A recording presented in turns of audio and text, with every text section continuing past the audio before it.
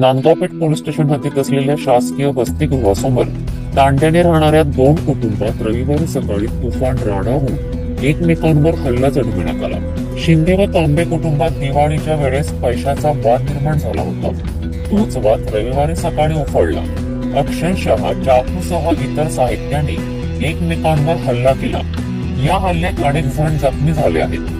यात शिंदे कुटुंबातील 24 वर्षीय दादाभान सुभाष शिंदे याच्यावर चाकूने हल्ला केला।